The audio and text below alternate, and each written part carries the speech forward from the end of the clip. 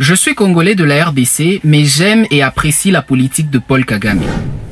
Je crois qu'on est tous d'accord pour dire que les rebelles à l'est de la RDC financés par le Rwanda sont responsables d'une tragédie sans nom. Mais à un moment, je réfléchissais et je me suis rendu compte de quelque chose. Au-delà des aspects négatifs qu'on n'arrête pas de nous rabâcher à propos de ces atrocités, essayons de voir les côtés dont on ne nous parle pas, dont on ne nous montre pas à la télé, et puis jugeons à la fin. Bonjour à tous, ravi de vous retrouver dans cette nouvelle chronique. Moi c'est Lourak et sur cette chaîne nous parlons de culture africaine, d'histoire africaine, de spiritualité africaine, mais surtout des initiatives et des idées qui feront découler notre mindset et notre façon de vivre pour qu'à l'avenir, notre communauté soit plus vivante et plus prospère. Donc si c'est ta première fois de nous découvrir, je t'invite à liker cette vidéo, à t'abonner si ce n'est pas encore fait et nous entrons dans le vif du sujet. Déjà, petit disclaimer, dans cette vidéo, je ne fais pas l'apologie de la violence et je ne cautionne en rien la souffrance de mes frères, de mes compatriotes à l'est de mon pays. Je suis moi-même congolais, résident au Congo et je suis d'ailleurs originaire de cette partie du pays. Donc nous sommes tous d'accord que la guerre, ce n'est pas bon. Tuer son semblable pour ses propres intérêts, c'est l'acte le plus ignoble qui existe. Je ne ferai pas dans cette vidéo la louange de Kagame ni de son système, je dirai tout simplement les constats que j'ai réalisés à propos de cet homme et de sa politique. Maintenant que cela est dit, entrons dans le vif du sujet. Alors, c'est qui Kagame? Paul Kagame, c'est le président du Rwanda qui a pris le pouvoir en l'an 2000 et qui est encore au pouvoir jusqu'à nos jours. Concernant la guerre à l'est de la RDC, elle commence au moment où Laurent Désiré Kabila entame une rébellion pour s'emparer du pouvoir au Congo et chasser le président Mobutu qui était au pouvoir depuis 32 ans. Alors, là, il y a différentes théories qui se divisent, mais la théorie qui revient le plus souvent, c'est que Laurent Kabila avait passé un accord avec les Rwandais et les Ougandais pour que ceux-ci puissent le soutenir dans sa conquête militaire du pouvoir au Congo et que si cela aboutit, il leur donnera des terres dans cette partie du pays, dans cette partie tellement convoitée. Mais après qu'il ait pris le pouvoir, il n'a pas tenu ses engagements, raison pour laquelle il a même été assassiné. Donc il a été assassiné par ceux qui l'avaient mené au pouvoir. Puis ensuite, vu que des groupes armés s'étaient déjà installés dans cette partie du pays, conséquence, depuis l'entrée de Kabila dans le pays, ils ont continué de se multiplier avec le soutien du Rwanda et de l'Ouganda qui convoitaient les ressources naturelles qui se trouvent dans cette partie du pays. Mais ça, évidemment, ce ne sont que des suppositions. Nous n'en avons aucune preuve tangible jusqu'à l'heure actuelle. Mais ce qui est certain est que la guerre, elle est là. Nous la vivons, nous la sentons et nous la voyons tous les jours. Maintenant, analysons les conséquences de cette guerre dans les deux camps, c'est-à-dire au Rwanda et au Congo. On ne va pas entrer dans tous les détails, sinon la vidéo risquera de durer 1 heure. Mais regardez ceci. En 1960, au moment où a été proclamée la création du Congo, donc au moment de l'indépendance de la RD Congo, le PIB par habitant au Congo était de 219 $ américains, alors qu'au Rwanda, à la même époque, on était à pas plus de 40 $. Regardez-moi cet écart. En 1978, pendant le règne de Mobutu, ce PIB par habitant grimpe jusqu'à 614 $, pendant que le Rwanda traîne encore à 184 $.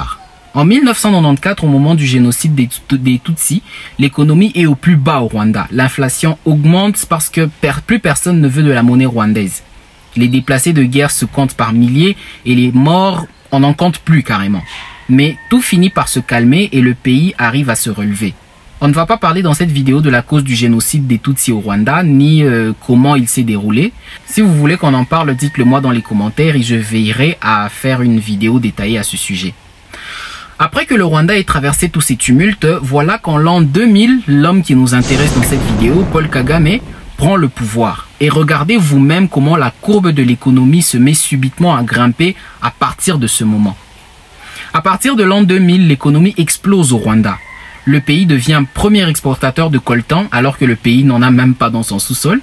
Plusieurs réformes économiques sont entreprises grâce à Kagame et le train de vie des Rwandais s'améliore de plus en plus. Le PIB par habitant arrive en 2021 à 822 $ pour le Rwanda contre seulement 577 $ pour le Congo, pays soi-disant riche. Et sur quoi se bâtit la fortune du Rwanda?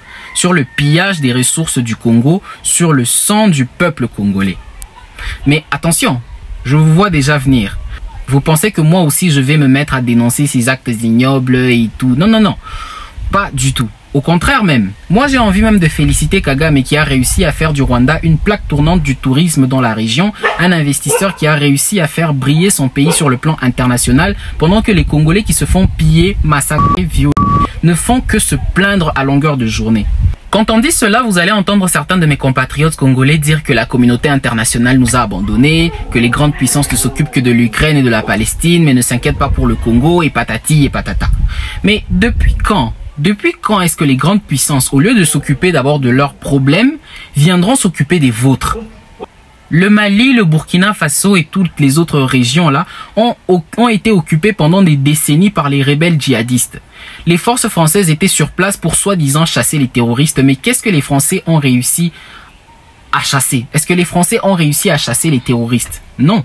Il a fallu qu'un Assimi Goïta arrive et prenne les choses en main afin de dégager ces terroristes-là, de récupérer d'importants territoires perdus au profit des djihadistes. Ont-ils attendu que la communauté internationale intervienne dans leurs affaires, en leur faveur? Bien sûr que non. Les Maliens, les Burkinabés et tout se sont battus corps et âme afin de récupérer ce qui leur appartient. Mais au lieu que les Congolais et leurs dirigeants fassent la même chose, ils ne font que se plaindre, dénoncer, alors qu'ils savent pertinemment que cela ne mènera à rien. Le malheur des Congolais, est dû à leurs dirigeants qui n'aiment pas le Congo. Ils mènent un train de vie luxueux, ils vont en voyage partout dans le monde, sauf dans leur pays. Ils s'occupent de tout, sauf de leur politique interne. La politique interne à leur pays. Et finalement, quand on leur pose la question à propos de la guerre, voilà ce qu'ils répondent. À la moindre escarmouche,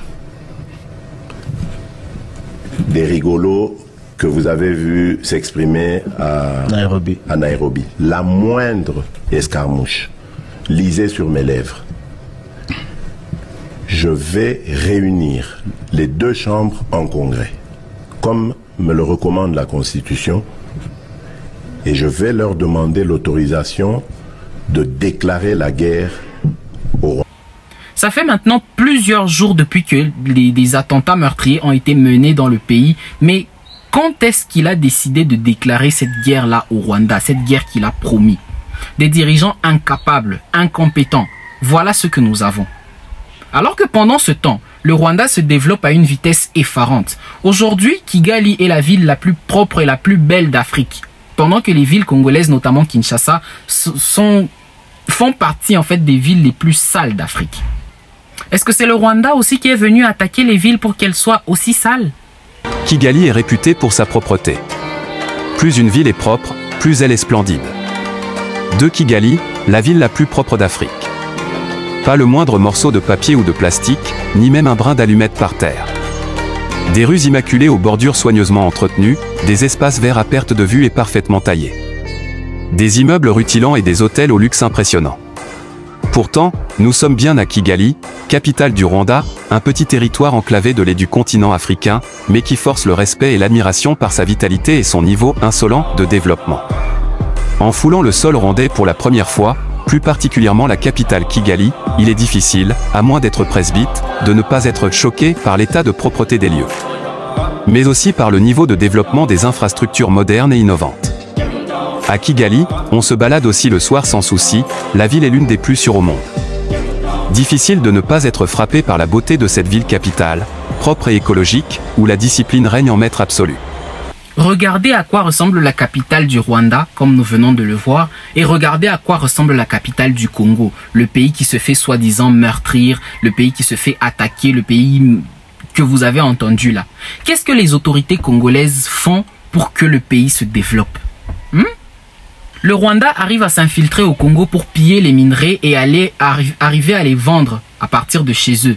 Mais comment ça se fait que les Congolais eux-mêmes, qui ont les matières premières, pas seulement dans cette région du Kivu là, mais partout dans le Congo, comment ils n'arrivent pas à extraire ces minerais dans les zones pacifiques pour les vendre et se faire autant d'argent que le Rwanda pour développer son économie? Parce que si on parle uniquement des minerais du Kivu, on va dire que non, là-bas il y a la guerre, c'est pour ça qu'on n'arrive pas à exploiter pleinement les minerais de cette partie du pays. Ok, admettons. Mais toutes les autres régions du pays où il y a la paix, pourquoi on n'arrive pas à exploiter toutes ces régions riches en minerais, en diamants, en cobalt, en cuivre, en pétrole, pour pouvoir nous développer. Le Rwanda qui prend des minerais clandestinement dans cette petite région du Kivu arrive à s'enrichir plus que nous-mêmes qui possédons ces minerais. Mais nous-mêmes qui avons ces minerais-là en abondance partout dans le pays, on n'arrive pas à en tirer profit. Pourquoi est-ce que c'est le cas? Tout simplement parce que les dirigeants congolais n'aiment pas le Congo et n'aiment pas les Congolais. Comme d'ailleurs Youssoupha le disait dans une de ses chansons. Ceux qui dirigent le Congo n'aiment pas les Congolais. C'est ça la source de tous nos problèmes et de tous nos maux. Parce que si les dirigeants du Congo aimaient les Congolais comme Kagame aime les Rwandais, ils feraient tout pour développer leur pays. Imaginez quelqu'un qui arrive à s'infiltrer jusque chez autrui pour voler les ressources d'autrui et les partager à son peuple. Mais les dirigeants congolais qui ont ces ressources sur leur sol, sur leur territoire, n'arrivent pas à les exploiter pour nourrir leur peuple, pour nourrir leur population et leur pays. Vous vous rendez compte? Bref, on peut se créer autant d'excuses qu'on veut, comme par exemple que la communauté internationale ne jette pas un œil sur le Congo, ou encore que Kagame est soutenu par les grandes puissances, et tout. Cela ne justifie pas le fait que le Congo ne peut pas se développer, parce que nous avons vu des pays comme le Mali et le Burkina se libérer du terrorisme malgré que les grandes puissances étaient derrière ces terroristes. Nous avons vu des pays comme la Chine se développer alors que la communauté internationale n'était pas avec eux. Donc la seule raison qui fait que le Congo sombre encore dans la guerre, le terrorisme et le sous-développement, c'est le fait que les autorités congolaises n'aiment pas les Congolais, n'aiment pas le Congo, mais elles n'aiment que leur propre peau, leurs propres intérêts, leur propre poche. Le moment est donc venu, pour une jeunesse consciente, de prendre les bonnes décisions pour pouvoir emmener le pays de l'avant. Merci d'avoir regardé jusqu'au bout cette vidéo. N'oublie pas de la liker, de la partager, de t'abonner si ce n'est pas encore fait, pour que nous nous retrouvons encore une prochaine fois dans une prochaine chronique. À très bientôt.